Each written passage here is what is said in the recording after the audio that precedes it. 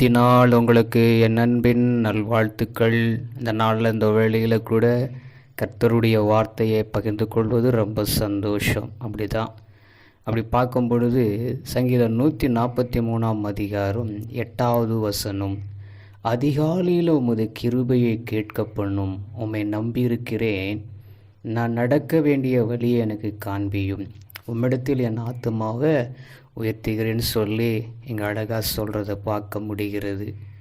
பாருங்கள், அவ்வளோ அதிகாலையில் அவருடைய கிருபையை நமக்கு கேட்க பண்ணணும். ஏன்னா அவரை நம்பியிருக்கிறபடியினால் நம்ம இந்த நாள் முழுவதும் கர்த்தராகிய ஆண்டவர் நம்ம நடக்க வேண்டியதை நமக்கு காண்பிப்பார். நமக்கு நல்ல ஒரு வழியை நமக்கு காட்டுகிற தேவனாக இருக்கிறார்.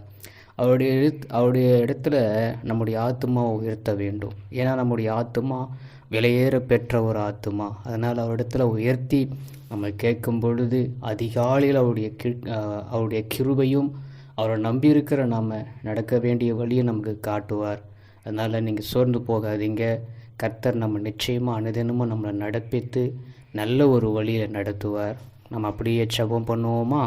எங்களை கிருபையாக நேசிக்கிற எங்கள் அன்பின் நல்ல தகப்பனே, அதிகாலையில் உம்முடைய கிருபையை கேட்க பண்ணோம். உம்மை நம்பியிருக்கிறேன்னா நடக்க வேண்டிய வழி எங்களுக்கு காண்பியுங்க.